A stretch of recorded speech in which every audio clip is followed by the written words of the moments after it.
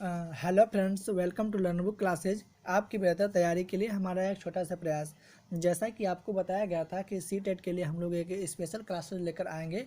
सो C TET के लिए master series start हो चुकी है, जो कि सी टेट में कैसे क्वेश्चन इंक्लूड होते हैं, सी टेट में कैसे क्वेश्चन को हल किया जाता है और सी टेट को कैसे हम क्लियर करें, ये सभी टॉपिक के बारे में विस्तार से हम लोग डिस्कशन करते हैं। तो आज की जो टॉपिक है वो चाइल्ड डेवलपमेंट की 4th क्लासेज है। तो आइए पहला क्वेश्चन डिस्कशन करते हैं। पहला क्वेश्चन है, पियाजे के अनुसार पियाजे के अधिगम के संज्ञानात्मक सिद्धांत के अनुसार वह प्रक्रिया जिसके द्वारा संज्ञानात्मक संरचना को संशोधित किया जाता है कहलाती है। जो पियाजे हैं ये कह रहे हैं कि इनके अनुसार अधिगम के संज्ञानात्मक सिद्धांत के अनुसार वह कौन सी प्रक्रिया है जिसके द्वारा संज्ञानात्मक संरचना को संशोधित किया जाता है। तो प्रत्यक्षण, समायोजन, समावेशन और स्कीमा।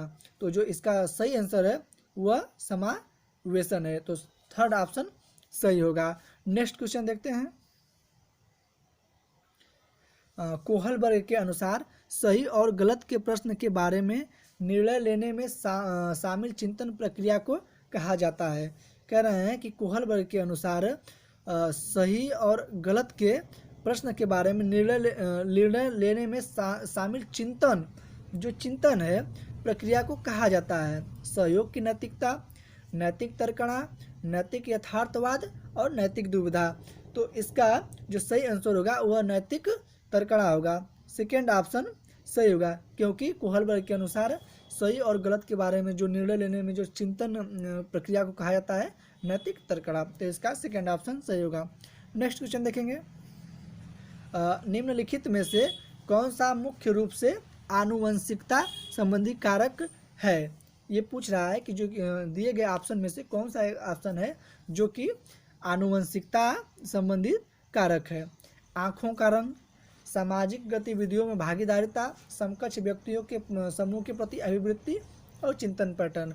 तो इसका पहला ऑप्शन ही सही है, क्योंकि आँखों का जो रंग है ये आनुवंशिकता से संबंधित है, क्योंकि ये एक हेरिडिटी है, जो आनुवंशिकता को ही हेरिडिटी कहते हैं। तो इसका फर्स्ट ऑप्शन सही होगा। और बकिया जो सामाजिक गतिविधियों में भागीदारिता या सामाजिक गतिविधि में भागीदारिता से आनुवंशिकता पे कोई प्रभाव नहीं पड़ेगा, न ही समकक्ष व्यक्तियों के समूह के प्रति अभिव्यक्ति या जो समकक्ष व्यक्ति हैं, आप जैसे दोस्त हैं, मित्र हैं, पड़ोसी हैं, उनका भी प्रभाव आपकी आनुवंशिकता पे नहीं पड़ेगा। और चिंतन पैटर्न तो ये एक तरह से अलग ही है। तो नेक्स्ट क्वेश्चन देखते हैं। निम्नलिखित में से ... के अतिरिक्त सभी वातावरणीय कारक विकास को आकार देते हैं। पूछ रहा है कि जो ऑप्शन दिए गए हैं इनमें से किसको छोड़कर बकिया वातावरणीय कारकों को आकार देते हैं। तो पौष्टिक की गुणवत्ता ये तो आकार को देते हैं, और संस्कृति ये भी आकार देती है, शिक्षा की गुणवत्ता ये भी देती है। लेकिन जो शारीरिक गठन है, जो शारीरिक गठन है ये आकार वातावरणीय को नहीं देती है। तो इसलिए इसका फोर्थ ऑप्शन सही होगा। नेक्स्ट क्वेश्चन देखते हैं। पियाजे के अनुसार संज्ञानात्मक विकास के किस चरण पर बच्चा वस्तु अस्थायित्व, जो कि कह रहा है कि वस्तु अस्थायित्व को प्रदर्शित करता है। पियाजे के अनुसार जो संज्ञानात्मक है, जो संज्ञानात्मक विकास के किस चरण के पर बच्चा वस्तु अस्थायित्व को प्रदर्शित करता है। मूर्त संक्रियात्मक चरण, औपचारिक संक्रियात्मक चरण, संवेदी प्रेरक चरण और पूर्व संक्रियात्मक चरण। तो जो बच्चा है, जो पियाजे के जो संज्ञानात्मक विकास के चरण में वह जो वस्तु अस्थायित्व को प्रदर्शित करता है वह है पूर्व संक्रियात्मक अवस्था। इसका फोर्थ ऑप्शन सही होगा। नेक्स्ट क्वेश्चन देखते हैं। बच्चे द्वारा संकल्पना निर्माण के संबंध में निम्नलिखित में से कौन सा कथन सही है। इसमें पूछ रहा है कि जो बच्चे होते हैं इनके द्वारा जो संकल्पना निर्माण में कौन सा कथन ये जो है पूछ रहा है कौन सा कथन सही है। कथन को पूछ रहा है कौन सा कथन सही है। तो आइए देखते हैं। संकल्पनाएं संवेगात्मक रूप से सुव्यवस्थित होती हैं। संकल्पना विकास की एक निश्चित संरचनात्मक व्यवस्था होती है, और संकल्पनाओं की प्रकृति पदानुक्रमिक नहीं होती, और संकल्पनाएं व्यक्तिक नहीं होती। तो इसका जो सही ऑप्शन है वह सेकेंड ऑप्शन है, क्योंकि जो संकल्पनाएं होती हैं, जो संकल्पनाएं के विकास की जो एक निश्चित संरचनात्मक व्यवस्था होती है, कि जो विकास होता है, विकास का एक निश्चित क्रम होता है कि पहले शिशुअवस्था, फिर बाल्यावस्था, फिर किशोरावस्था, प्रौढ़ावस्था और वृद्धावस्था तक होती है। तो इनका जो एक क्रम है, एक निश्चित क्रम है कि पहले ऐसा नहीं है कि आप किशोरावस्था से शिशुअवस्था से डायरेक्ट वृद्धावस्था में चले जाएंगे। तो इसका सेकेंड ऑप्शन सही होगा। नेक्स्ट क्वेश्चन देखेंगे हम लोग। किशोरों के संदर्भ में निम्नलिखित में से कौन सा कथन सर्वाधिक उचित है। पूछ रहा है कि जो ऑप्शन दिए गए हैं, इन ऑप्शन में से कौन सा ऑप्शन किशोरों के संदर्भ में, जो किशोर हैं इनके संबंध में सर्वाधिक उचित है। तो आइए देखते हैं। संवेगात्मक प्रोत्थान की घटना बढ़ जाती है, ऐसी तो बात है नहीं कि जो संवेगों का जो होता है उनकी घटनाएं बढ़ जाती है। तो इसका तो पहला ऑप्शन ही सही होगा। तो इसका फर्स्ट ऑप्शन सही होगा, क्योंकि जो किशोर होते हैं उनमें जो संवेगात्मक जो विकास होता है पहले ही बढ़ जाता है। तो इसका फर्स्ट ऑप्शन सही होगा। नेक्स्ट क्वेश्चन देखते हैं। मानसिक विकास की औपचारिक संक्रियात्मक अवस्था की मुख्य विशेषता है। पूछ रहा है कि जो मानसिक विकास है इनकी जो औपचारिक संक्रियात्मक अवस्था जो होती है, जो अवस्था होती है की मुख्य विशेषता है, इसकी कौन सी मुख्य जो संख्यात्मक अवस्था होती है इसकी कौन सी मुख्य विशेषता है। अमूर्त चिंतन, मूर्त चिंतन, सामाजिक चिंतन और अहम केंद्रित चिंतन। तो जो पूछ रहा है इसमें कि जो मानसिक विकास है, ये जो मानसिक विकास है इसकी जो औपचारिक संक्रियात्मक अवस्था की जो कौन सी है, तो अमूर्त चिंतन, इसका फर्स्ट ऑप्शन सही होगा। नेक्स्ट क्वेश्चन देखते हैं। ये जो बच्चों की में नैतिक मूल्यों को विकसित करने का सर्वाधिक उचित तरीका है। इसमें पूछ रहा है कि जो नीचे स्टेटमेंट दिए गए हैं, इन स्टेटमेंट में से कौन सा स्टेटमेंट सही है जो कि नैतिक विकास को सर्वाधिक उचित तरीके से विकसित करता है। तो आइए देखते हैं। प्रातःकालीन सभा में बच्चों की नैतिक उपदेश देना, विद्यार्थियों के सामने एक परिस्थिति रखना और उस पर निर्णय लेने के लिए करना। जी हाँ, बिल्कुल सही। इसका जो सेकेंड ऑप्शन है ये सही है, क्योंकि विद्यार्थियों के सामने हम एक समस्या रखेंगे और उनसे कहेंगे कि आप लोग इस समस्या से कैसे बाहर निकलेंगे। तो ये नैतिक विकास के लिए सबसे उपयुक्त आंसर होगा। तो इसका सेकेंड ऑप्शन सही है। नेक्स्ट क्वेश्चन देखेंगे। जो पूछ रहा है कि निम्नलिखित में से कौन सा चिंतन की प्रक्रिया में सबसे कम महत्वपूर्ण है। पूछ रहा है इसमें कि महत्वपूर्ण तो सभी हैं लेकिन सबसे कम, यहाँ पूछ रहा है कि जो सबसे कम महत्वपूर्ण कौन है। तो तरकड़ा यहाँ पे होगा, सॉरी यहाँ पे लिखा होगा तरकड़ा, मिस टाइपिंग हो गई है, यहाँ पे तरकड़ा होगा। फिर समस्या, सामान्यीकरण और स्मृति। तो जो सबसे कम चिंतन की प्रक्रिया में सबसे कम महत्वपूर्ण है वह स्मृति है। तो इसका डी ऑप्शन सही होगा। नेक्स्ट क्वेश्चन देखेंगे। व्यक्तित्व विकास में एक महत्वपूर्ण भूमिका का निर्वाह करता है। कौन करता है। आनुवंशिकता, वातावरण, आनुवंशिकता और वातावरण का मिश्रण और परीक्षाओं की संख्या।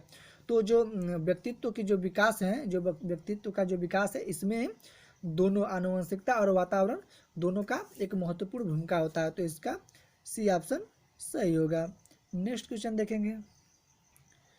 कोहल वर्ग के अनुसार सही और गलत के बारे में बच्चे चिंतन करते हैं अलग आयु में अलग तरीके से। जी हाँ, पहला ही क्वेश्चन आंसर सही है क्योंकि जो कोहल वर्ग ने कि इनके अनुसार जो बच्चे होते हैं अलग अलग आयु में अलग अलग तरीके से चिंतन करते हैं। किशोरावस्था में किसी और तरह से चिंतन करते हैं, तो शिशुअवस्था में किसी और तरह, और बाल्यावस्था में किसी और तरह, और वृद्धावस्था में किसी और तरह का वो चिंतन करेंगे।